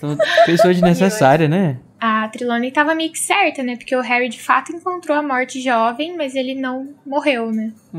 Pena que não tinha nada lá pra Sibila interpretar, né? Que tipo, opa, morreu, só que não. Morreu, só que não. Devia ter um outro pedaço de linha que ela não viu. Toda vez que tem uma aula, eu fico pensando, né? Será que essa aula vai ser utilizada pra alguma coisa na trama e tal? Aí eu lembro que eles estão aprendendo em poções sobre venenos indetectáveis. Aí eu pensei, alguém vai ser envenenado de forma indetectável até o final do livro? Só que não teve, né? Foi só um negócio aí que jogaram pra poder, tipo, ter a dinâmica do dia a dia na escola, eu acho, né? As aulas e tal. Eu já falei isso, acho que no podcast outras vezes, mas eu acho que ela vai colocando, inventando as coisas e botando lá. Aí, de repente, um dia ela fala, peraí, eu posso usar um que eu já usei, né? E aí ela vê o que ela já inventou e usa, entendeu? Ela joga as coisas lá e aí fica disponível. Aí, de repente, ela, não, vou retomar esse feitiço aqui que ele era legal. E aí ele, de repente, se torna importante. Tem também, a gente aprende sobre salamandras de fogo, que o Hagrid finalmente parou de ensinar o pessoal a mexer naqueles vermes chato que não faz nada. E a aula dá um show na aula, diz que, né? Eu sempre fiquei curioso pra saber como é que é, de fato, a aritmancia. E na hora que a Hermione vai começar a falar pro Harry, a narração fala que o Harry nunca descobriu o que se estudava em aritmancia, e nem a gente. Eu adoro essa frase, exatamente. O Harry nunca vai saber, porque era tão interessante, o Harry nunca vai saber, e nem eu, porque nunca mais a Hermione vai explicar. E também tem na aula de estudo dos trouxas, né? Então acho que estão aprendendo sobre os trouxas usando eletricidade, né? Por que os trouxas precisam de eletricidade? A Hermione tem que escrever o dever de casa, que eu acho maravilhoso. E tem uma traduçãozinha aí que ficou um pouco inconstante. Os irmãos Weasley estão estudando para ter os seus OWLs, né? Os seus nomes em português. Que ela já tinha traduzido, inclusive, desse jeito ali. Só que aqui nesse livro, né? Eu acho que a Rocco esqueceu de fazer na revisão. E saiu com nível normal de bruxaria. Não saiu a tradução oficial. NOM. Não sei se a gente dá um Arrelia ou um Arre-Rocco. Arre-Rocco é uma boa nova nomenclatura. Eu só não esqueço daquele dia que a gente descobriu que Arrelia é uma palavra. É verdade. É verdade. Eu não sabia. Ai, gente, eu amo esse podcast. Já pensou se Arre-Rocco também é? Arre-Rocco já dá pra fazer uma intersecção. Arroco. Arroco. E falando nesse negócio de um monte de aula, muita coisa pra fazer, tem gente que não tá dando conta, né? Não só a Hermione, mas o próprio Neville, que anotou as senhas. Isso vai ter, né, uma utilização nos próximos capítulos. Esse é o foreshadow. E, inclusive, eu faria o mesmo, que o Neville, não julgo ele, porque que raio de senha que é Odds Bodikins. Né? Você acha Pois que eu não vou é? lembrar? Não lembro nem das minhas senhas, gente. Nossa, e Cada aquele site que cavaleiro fala, chato. Tamires, digite seu login e sua senha. Eu falo, socorro, site, eu tenho uma senha aqui. Nossa, toda vez que eu vou abrir um site, eu tenho que olhar as minhas senhas que ficam salvas no Google pra poder lembrar, porque eu também. Só que eu não anoto, né? Porque eu também Pois acho é. meio... Eu julguei muito o Neville, mas hoje em dia eu não julgo mais. Eu anoto num caderninho bem Neville mesmo. Minhas senhas. Pois é. Exatamente, tá escrito senhas. Muito boa. Ai, senhorita Longbottom. Eu sou muito perdida, gente. Dicas de segurança. Enfim, ainda coloca assim, não leia. Não leia este caderno. Confidencial. Confidencial. Ai, ai. Mas é como o Neville tá lidando com a pressão de ter tanta coisa pra fazer, o bichinho tantas aulas, mas quem tá pior do que ele é a Hermione, que tá pagando o preço de ser a sensata responsável do grupo, né? Ela tem que se provar responsável, bichinho. Então por isso que ela tá assim. E o Harry e o Ron continuam, né? Muito putos com ela, inclusive ignorando ela, deixando ela ficar sozinha. E qualquer chance que eles têm, eles ficam punindo ela porque ela caguetou eles pra Minerva. Muito sensata, inclusive. Então, eu justamente acho que eu tenho sido maldosa com Hermione ao longo destes episódios de Prisioneiro, porque eu acho, assim, que ela tá muito chata, mas chega nesse ponto aqui, é o ponto que eu começo a passar o pano pra ela, porque eu começo a perceber o quanto essa menina está fazendo de coisas, o quanto ela tem pra fazer, e ela está surtando. Este livro, se fosse da perspectiva da Hermione, chamaria Hermione a síndrome de burnout. Porque, coitada, gente. Um monte de coisa. A menina tá com um dia de 30 horas e todas as matérias que existem, e os amigos dela estão ignorando ela, e ela tá ok, tudo bem, porque eu tenho muita coisa pra fazer. E ela não dá conta, ela precisava de algum tipo de apoio emocional, né? E ela tem que se provar ser responsável, né? Ela tem que ser a responsável. E, enfim, os amigos dela estão bravos com ela por causa de quadribol, sabe? Sim, ainda tem isso, né? Chega um momento em que eu vou redimir a Hermione, porque ninguém merece. Tipo, amigos, eu estou preocupado com a sua segurança, com a sua vida. Mas aí eu não vou poder jogar quadribol! E ela tem que ser a pessoa responsável, né? Porque ela foi confiada nada mais nada menos que o porra do controle do tempo pra assistir a aula. E se esperavam grandes coisas dela, e ela tá tentando corresponder. Mas vamos com aquele, né? Vamos aqui rapidinho, só não esquecer que todo esse monte de aula e tudo mais são escolhas que ela fez, né? Tudo isso foi auto-infligido, porque talvez ela tenha mordido um pouquinho mais do que ela consegue mastigar. É o que o próprio Hagrid fala, ela realmente pegou muito mais coisa do que ela dava conta. Ela achou que daria conta e não tá dando. Só que aqui que ela tá vendo que não tá dando e o emocional dela não tá dando conta. Porque Ela tá assim, descobrindo, né? como eu falei, ela tá realmente ficando muito chata nesse livro, e eu mencionei isso algumas vezes. Mas quando chega aqui é que dá pra perceber que não é muito voluntária a chatice dela. Ela tá realmente muito mais sem paciência, muito mais snappy, Sobrecarregada, sabe? né? É. Então, e eu fiquei pensando também de novo numa questão de psicologia e de psicanálise, que a gente tem um conceito que chama voracidade, que é isso, tentar colocar algo pra dentro, mas de uma forma obsessiva, não tem satisfação. E eu não vejo a Hermione feliz por estar fazendo tudo isso. Parece que ela se sente obrigada a fazer. Eu acho que é isso que você estava falando, Tamires. Ela escolheu, tá, mas e agora? Eu não sei se ela pode simplesmente largar e se sentir bem com ela mesma por estar largando. Porque ela vai ter falhado, né, na cabeça dela. Sim, exatamente. E eu não sei nem se ela mesma percebe que não tá dando conta. Porque isso já aconteceu comigo em outras situações da vida. Por isso que aqui chega o ponto que eu passo pano pra ela. É pessoal. Quando você tá com uma sobrecarga muito grande de coisas, você começa a ficar... Eu fico mais sem paciência com os meus alunos, por exemplo. E eu falo... Às vezes eu chego em casa e eu penso, nossa, gente, eu não reagiria assim normalmente. O que tá acontecendo comigo? E você percebe que tem uma sobrecarga de coisas na sua cabeça que normalmente... Enfim, ela normalmente não seria tão intolerante quanto ela tá nesse livro. É isso que eu quero dizer. E quando eu digo que é auto-infligido, né, tipo, que ela que escolheu, tipo, a gente... Claro que eu tô só fazendo um comentário um pouco injusto, porque ela tá aprendendo, né? Tipo, ela tá descobrindo o que ela consegue dar conta e o que ela não consegue. Tipo, ela tá fazendo um experimento. De fato. Se alguém tem culpa nessa história toda, é o Dumbledore ou o conselho pedagógico da escola, que coloca um monte de matéria ao mesmo tempo. O conselho pedagógico inexistente dessa escola, que não foi lá conversar com a menina. A falta de conselho pedagógico. E a própria Minerva de, tipo, confiar tipo assim, tudo bem, né? Que ela deu um voto de confiança pra Hermione, mas, tipo... Hermione, você vai fazer 4 matérias a mais. Tipo, você não quer fazer só 2, não precisa. Tipo assim, eu sou uma pessoa que inspira você, eu sei. Então eu posso talvez te convencer a fazer menos matéria. Né? Às vezes a Minerva falou com ela e falou, menina, mas você vai fazer mesmo? Mas tem certeza? Mas tem certeza? Então tá bom, então vamos virar tempo aqui. Sabe? Vira lá, tu vai ver o que vai dar, né? Tipo assim, aprende. Porque essa conversa que ela tem com a Minerva, a gente não tem acesso, né? Mas às vezes a Minerva tentou dissuadir ela. Porque eu acho que a Minerva conseguiria convencer a Hermione, sabe? Tipo, de diminuir a carga. Porque ela é uma pessoa que ela admira, mas... Também não ia ter história, né, gente? Então só tô sendo... Eu fico com dó que... Tipo, eles começam a ignorar a Hermione e aí ela passa o Natal inteiro sozinha. Tadinha. E ela também já tinha descoberto que o Lupin era lobisomem, mas ela não contou pra ninguém. E ainda chamou os meninos de burros. O que ela tava certa, no caso. Como assim? Vocês não perceberam ainda? Exatamente. Não está e, tipo, óbvio. E, tipo, será que se ela tivesse de bem com eles, ela teria contado ou não? Acho que não, né? Antes de responder, Luísa, eu vou só dizer uma coisa que você falou ainda agora, que ela ficou o resto do Natal sozinha, né? E, tipo, que é super injusto, porque ela ficou pra ajudar o Harry, porque ela queria dar um suporte pro Harry. Então, tipo, é super escroto que ele ficou, se afastando dela, porque ela tá ali por causa de você. Ela podia estar muito bem com a família dela, uma hora dessa. Pois é, no último episódio que a gente fez junto, a gente comentou que ela fica longe da família, ela já é nascida trouxa, então ela deve sentir muita falta dos pais, e ainda ficou lá sozinha. Eu tô realmente, totalmente redimindo a Hermione nesse capítulo. Olha aí, todo mundo faz a volta aqui nesse negócio. Até o Ron já ficou bom e já ficou ruim de novo. Já foi cancelado. Mas respondendo a tua pergunta, Luísa, eu não sei se ela contaria, porque... Não sei se ela entende isso como uma coisa muito pessoal do Lupin, que ela não deveria contar pra ninguém, mesmo que sejam os amigos dela. Mas são os amigos dela, né? São as pessoas que, tipo, não sei. Boa pergunta, né? Boa pergunta. O que vocês acham? Eu tô tentando pensar no bom senso da Hermione mesmo, e não expor o professor. Porque ela juntou as peças, chegou a essa conclusão, mas ela guardou pra ela. E eu acho que ela tá torcendo que alguém também chegue a essa conclusão.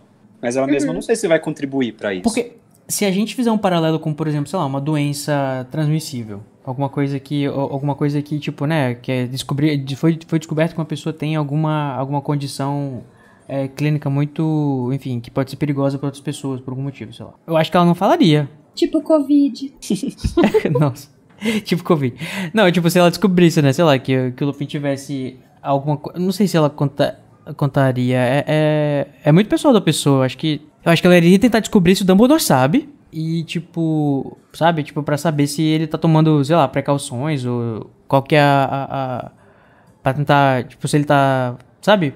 Porque ele é uma ameaça, de fato, né? Tipo assim, ela não deve conhecer muito sobre lobisomens, pelo menos pelo que a gente imagina, a não ser que eles leram. E, tipo, de fato, é perigoso, né? Se você não tomar as medidas certas. Então, acho que alguma coisa ela ia fazer, sim. Talvez, não sei se contar pros meninos, mas tentar descobrir se tudo bem. De maneira um pouco mais ética, né?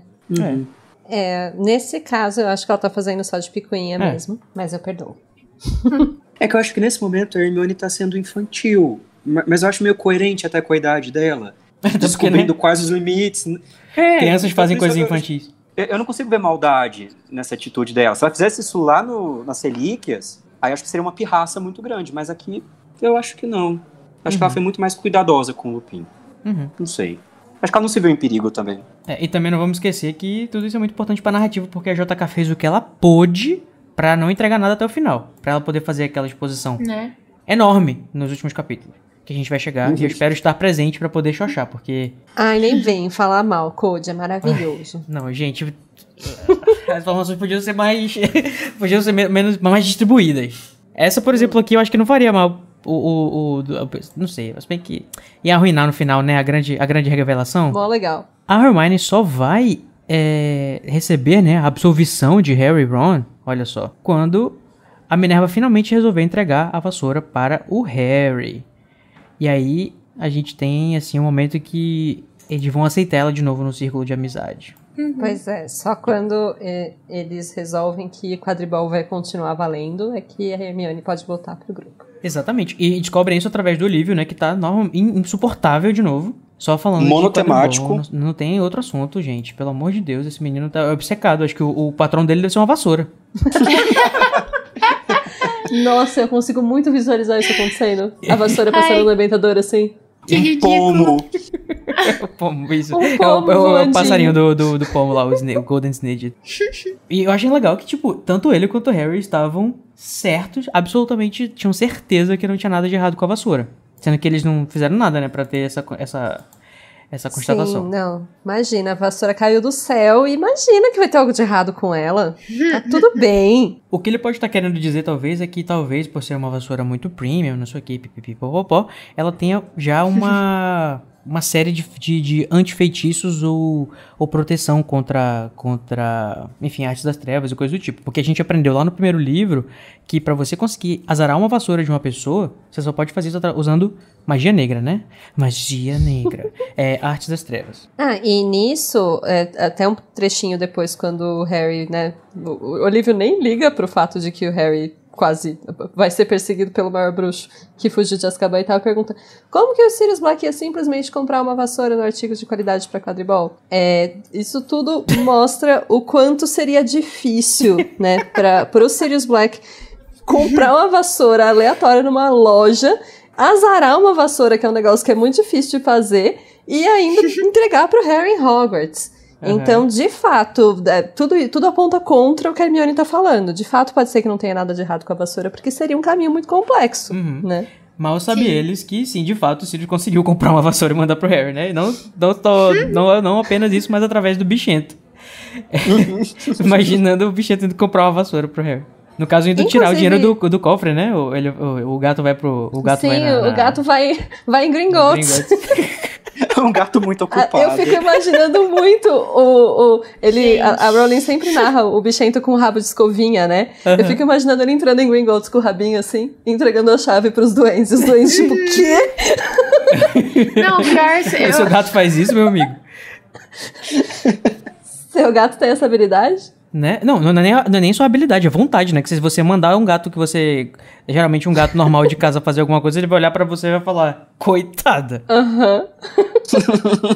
Eu imagino o bichento entrando no banco, assim, com o pedido da compra, e os duendes, tipo, sim, isso é completamente normal, um gato assim, com um pedido pra comprar uma vassoura. É uma quarta-feira, normal. Normal, acontece uma vez por semana. E ainda nesse assunto, também, eles, né, supõem, então, que talvez a vassoura esteja azarada, e eles fazem feitiços para descobrir se ela foi azarada ou não. Eu queria muito saber como funcionam esses feitiços, assim, tipo, tem uma máquina de ressonância magnética, você põe a vassoura e fica analisando ela. Como que funciona? Por que demora tanto?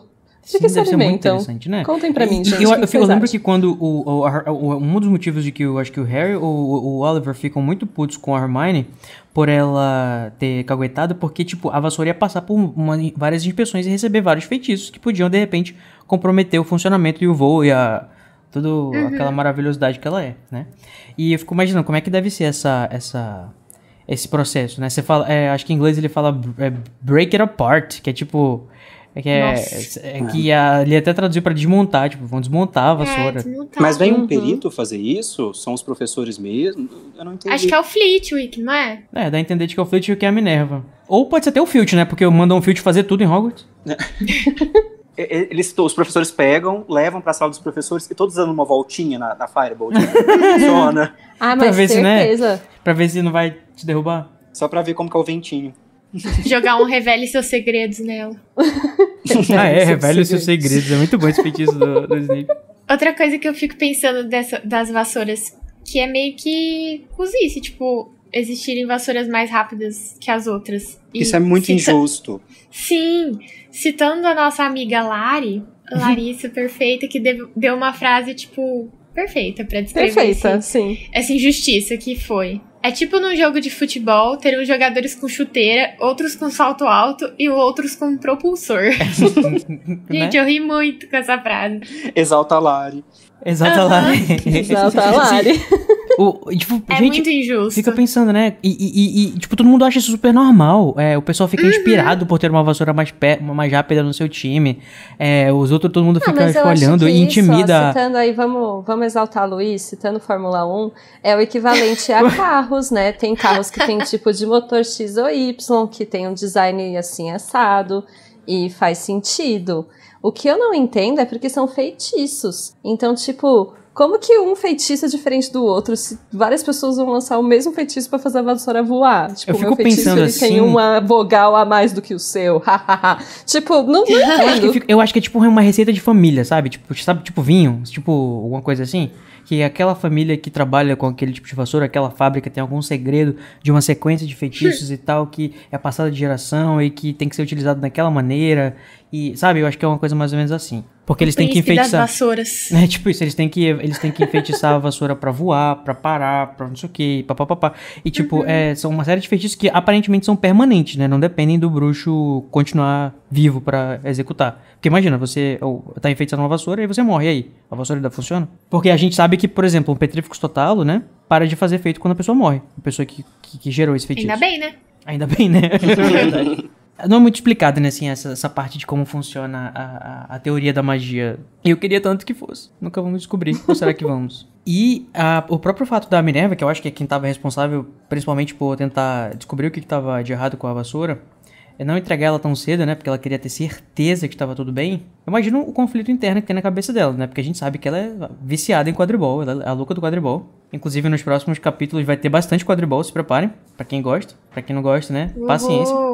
Mas vai ter muito quadribol. E a Minerva vai mostrar o quanto que ela é fã. Ela vai ter muitas emoções. E aí... Mas, né, é uma escolha difícil mesmo. O menino vai morrer, o menino vai perder o jogo. Não, vamos ver se o menino fica vivo, né? Ela tá criando o porquinho pra baixo. Não, mas ela deve estar pensando, tipo assim, no primeiro dia eu joguei um monte de feitiço aqui. Nenhum deles, tipo, parece que tá ruim. Bora tentar de novo. Tipo, acho que ela fica pensando assim, será que... Poxa, a gente tem uma vassoura top no nosso time, cara. Será que eu não entrego logo? Será que não tá bom já? Não, eu tô brincando, gente. Eu sei que a Minerva não é assim. O Dumbledore talvez. Mas a Minerva eu sei que ela não é assim, não. O Dumbledore eu acho que falaria, deixa ele voar, se cair a gente pega. Este momento tá aí pra isso. Mas a Minerva não, a Minerva quer, né, ter certeza que tá tudo bem. Confiamos em Minerva. Ela até fala pro Harry parar de encher o saco. Tipo, garoto, tá bom já. Todo dia é isso.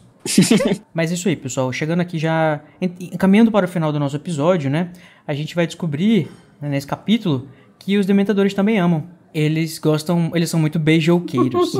E aí eu fico perguntando pra vocês, gente, de onde que veio essa ideia do beijo do Dementador? Essa coisa bizarra, louca e muito interessante. Alguém sabe se isso é baseado em alguma criatura, alguma mitologia, alguma coisa? Mas eu nunca gostei muito da ideia da palavra beijo, porque é muito pessimamente colocada, né? Eles sugam.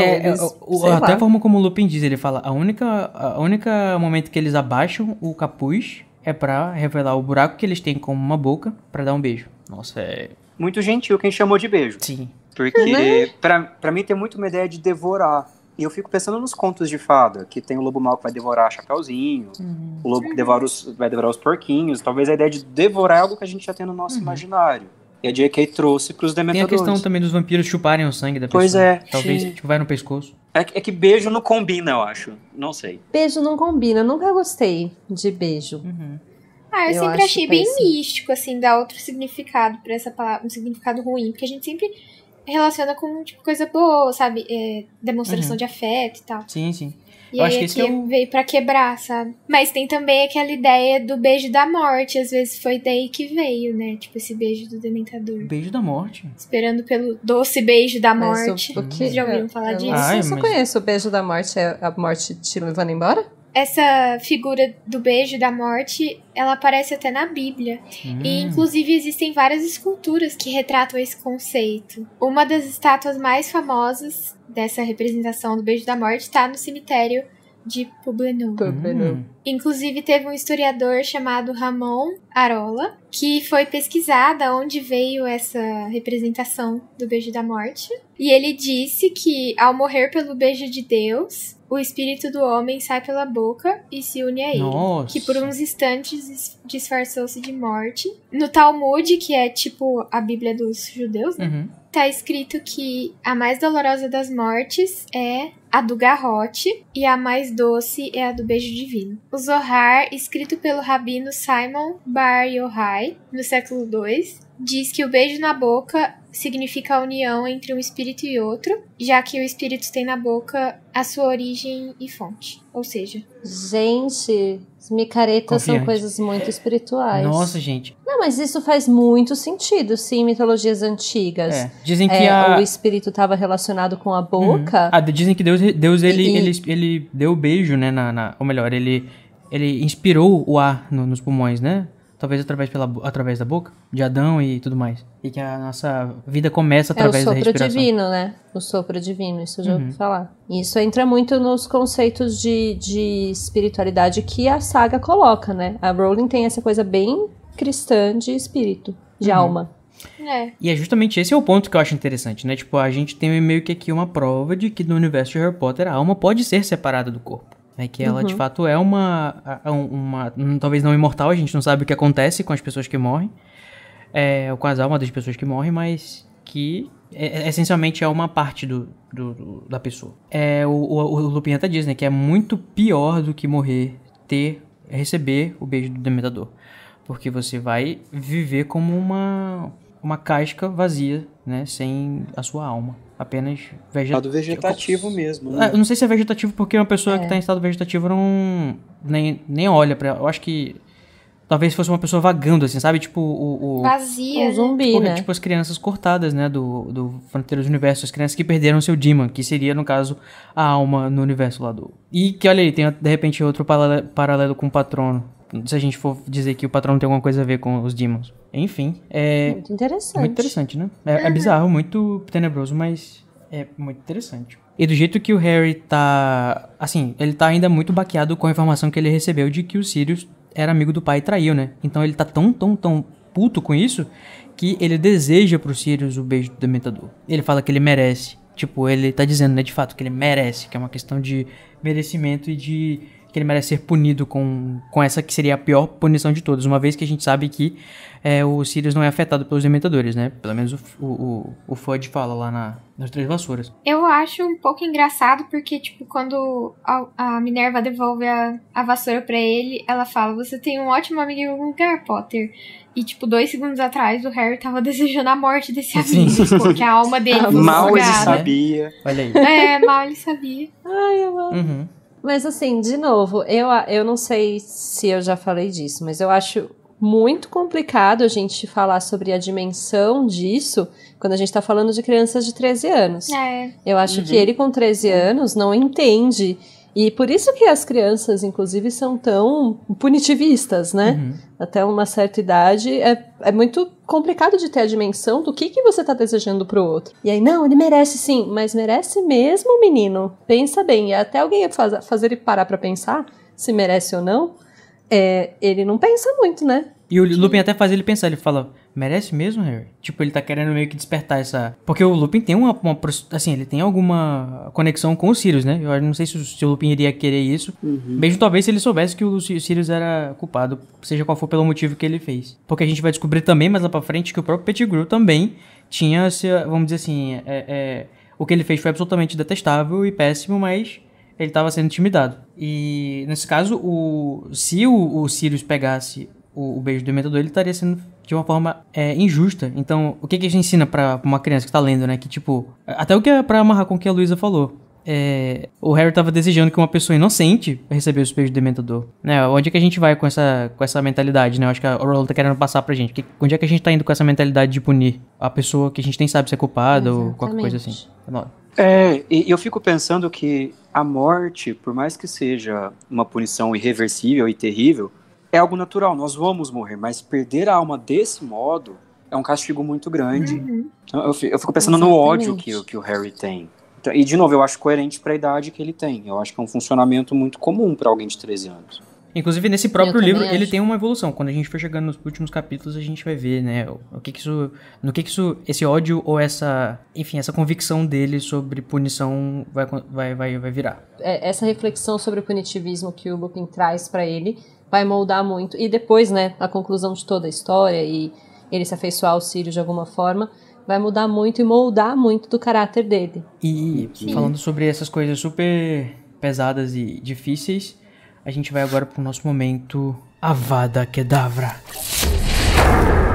Que é o momento em que a gente fala as coisas... Agora é o momento que a gente joga a risada da Luísa. A risada maldosa. Joga o áudio da Luísa. O áudio da risada fria e aguda da Luísa. Exatamente. Que vergonha alheia. E pra você, né, que não sabe, o Avada Kedavra é o nosso momento de falar a parte ruim do capítulo ou a parte que nos deixou com raiva, seja pela narrativa ou por alguma atitude. E eu vou começar justamente por ela, né, que tem uma risada fria e aguda. Luísa, qual que é o seu Avada Kedavra? Olha, Lupin, eu te amo, mas assim, não dá. O que custava se dizer que o patrono assume a forma de um animal, sabe? Custava dizer um monte de coisa, né, gente? Ah, que ódio. Mais uma vez os adultos escondendo informação do Harry, que, tipo, não precisava esconder. Vai que o patrono dele é que nem o do Olívio, que é uma da vassoura. Sabe? É bom não decepcionar o menino. Gente, mas não é os adultos escondendo do Harry, é a JK escondendo da gente. É sim. por isso... Mas isso entra em coitado do Harry, que nunca sabe de nada. Eu tenho dó dele. Enfim, a JK tava realmente querendo guardar as coisas pro final, hein? Depois eu vou... Não sei nem se eu tô escalado pros últimos capítulos, né? Eu espero que eu não esteja, porque eu vou hatear. Falando de Avada Kedavra, eu já tô aqui com a minha raiva na garganta. E você, Tami, qual que é o seu momento Avada Kedavra? Acho que não tem como não mencionar, né? Perebas morreu, só que De não. novo. Fake news. De novo, né? Ele adora usar esse recurso de fake news. E eu acho que quem usa fake news tá roubando. O Perebas é aquela diva pop que só tem só tem um hit. Diva pop não, é aquele cantor que só tem um... One Hit One Wonder. Hit Wonder. É o que ele faz. Enfim, meu Avada vai para morte fake news de Perebas. E pra você, Marcel, qual que é o momento do capítulo que você achou mais péssimo? Então, meu Avada vai pra Sibila, que apareceu por 4 linhas. E toda vez ela me faz pensar, pra que falar isso pro menino? Qual que é a função? Onde ela quer chegar com essas informações que ela joga? Eu não consigo concordar. Eu acho muito inadequado pra uma professora ficar provocando um terror desse no menino. Ainda bem que eu acho que ele nem liga mais depois de um ponto. Nossa, que absurdo. Né? Eu já ia dizer, merecido esse Avada Kedavra. A pessoa acabou de falar sobre punitivismo, né? Ai. Mas só pra, né, mais uma vez reiterar, gente, nós não somos a favor da execução, tá, gente? Por favor. Não, pode só demitir ela, não precisa matar. Sabe? Né? Coitado, não dó dela Tadinha. também. Né, dê uma advertência, conversa pelo menos antes, né? Não é assim, Um treinamento. A gente não... Tipo assim, coisas que você não pode dizer para os seus alunos. Aí coloca assim um quadro, né? Você vai morrer. Prever a morte, prever E convido o Hagrid desastres. pra aula também, só por garantia. Nossa, eu queria muito fazer essa oficina com os professores de Hogwarts. Dumbledore me convida. Gente, sabe quem faz isso? Um coordenador pedagógico. Olha só. Bora também fazer bora lá também fazer uma intervenção. Gente, intervenção, pelo amor de Deus. Hogwarts precisa de pedagogia. Ai. E você, Cody? Qual é o seu momento Ah, Avada? é verdade. Pra mim, eu vou concordar com a Luísa. Eu acho meio estranho o Lupin fazendo a Mysteriosa em tudo escondendo, tudo no sigilo, não posso contar nada pra ninguém. Ai, só pra isso ser arrastado até o clímax. Mas eu também não gosto nem um pouco do Ron e o Harry fazendo a linha da egípcia com a Hermione, né? Eu acho que eles passaram um pouquinho do limite aqui por causa de Quadribol e ela preocupada com a vida deles. Mas crianças, né? E agora chegou o momento do nosso Expecto Patronum!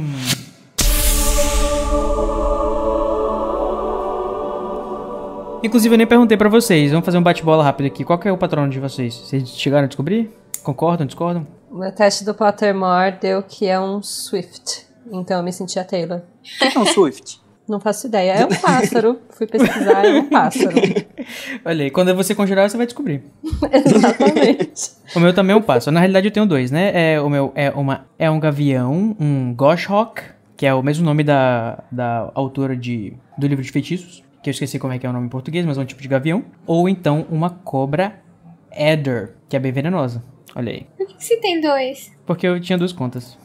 Mas eu sempre achei que meu patrono fosse uma ave, né? E uma ave pequena, eu gostei do gavião lá. Então acho que é o que seria de verdade. E o seu, Luísa? O meu era um gato que eu lembro que era, tipo, o mais comum e eu achei muito sem graça, então eu resolvi fingir que não era aquele gato. E qual que você finge que é? Aquele. Eu nunca parei pra pensar muito nisso, mas agora com essa discussão de que o patrono demonstra uma coisa bem interior sua, eu defini que eu sou um bicho preguiça. Não. O bicho preguiça é massa, tem um monte de propriedades legais também, viu? E você, Marcel, qual que é o seu patrono? Segundo o Pottermore, o meu patrono é um Ginger Cat, que eu traduzi, eu acho que é um gato comum, não é um gato laranja, porque acho que o patrono não tem cor. Não, mas a raça, né, mas às vezes o formato é a raça do gato. É o bichano. Olha aí que bonitinho. E Garfield. você se identifica com um patrono felino, assim? Gostei, simpatizei muito com ele. Torci pra ser um gato quando fui fazer o teste. eu queria que o meu fosse um felino. Mas eu queria que fosse um bicho assim, sabe? Eu queria que fosse um leão, uma coisa assim. Aí eu fiquei, tipo, é um passarinho. Aí eu fiquei meio... eu fiquei, ou seja um animal fantástico, sabe? Ou seja, tipo um okami, ou seja um bichinho legalzinho, assim, de fazer companhia. Eu acho que vocês estão se dando muito crédito, gente. Um gato ou algo assim, ele, né? também. Menos. É nada que eu preciso de muita proteção. Tem pensamentos muito, né? Eu achava antes de fazer o teste, né, que o meu era um beija-flor. E eu acho que eu ficaria super decepcionado se meu patrono não fosse um pássaro. Se saísse alguma coisa que não fosse um pássaro, eu ia olhar pra ele e falar assim, puta merda. Ele ia olhar pra mim até e ficar triste, porque... que pesado, né? Mas eu ia aprender a amar ele. Como conjurar um patrono estando decepcionado? Verdade, também não dá, né? Eu nunca mais ia conseguir produzir de novo. Você produz o patrono, aí ele sai, você fala, e ele some, tá ligado? Nunca mais. Ele, depois nunca mais você vai me ver. Nunca mais ele volta.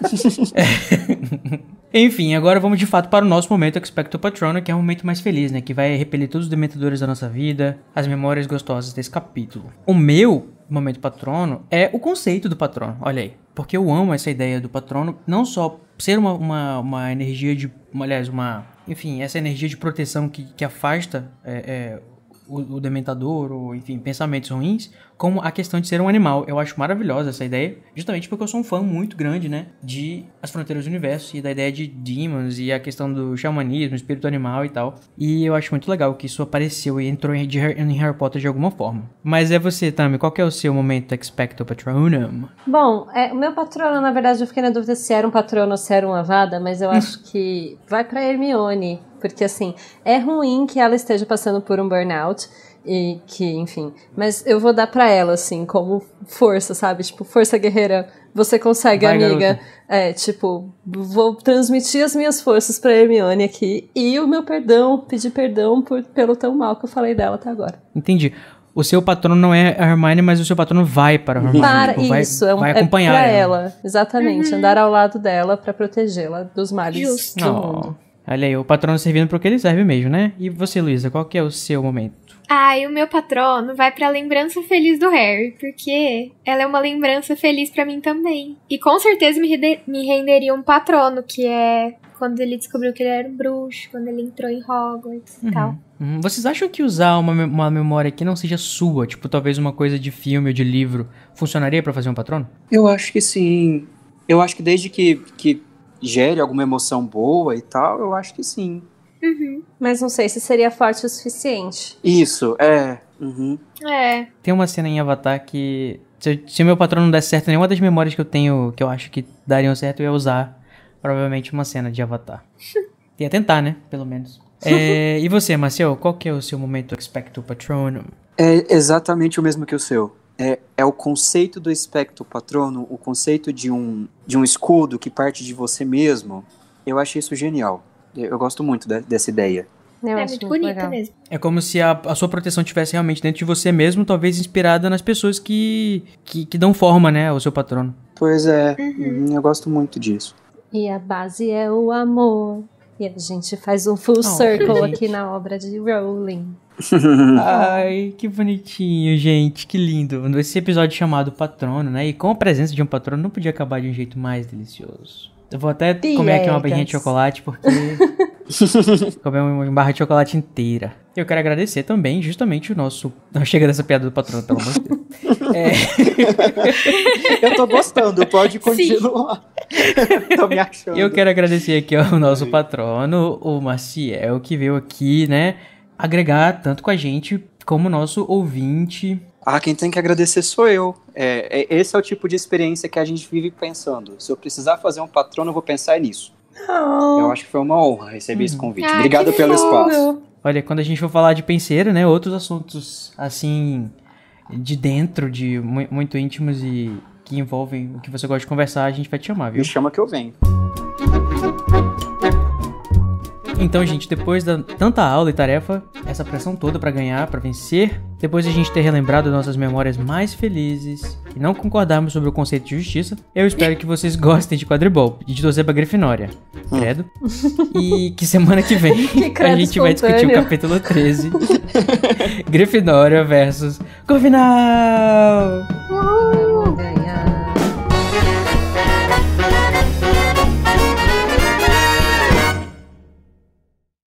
pra dizer qualquer coisa. Eu já ouvi falar sobre uma posição sexual chamada beijo do dementador, mas eu não sei se é legal falar aqui nesse momento. Eu acho melhor deixar quieto. O nosso podcast tem conteúdo adulto, tá? Eu avisei no começo. Você, menino, tá aqui até agora, né? Eu vou chamar o conselho tutelar. Eu não sei se eu sou adulta o suficiente pra saber o que é isso. Eu acho melhor você nem saber. Eu não esperava por essa. Socorro, Google, pesquisa. Não faço isso.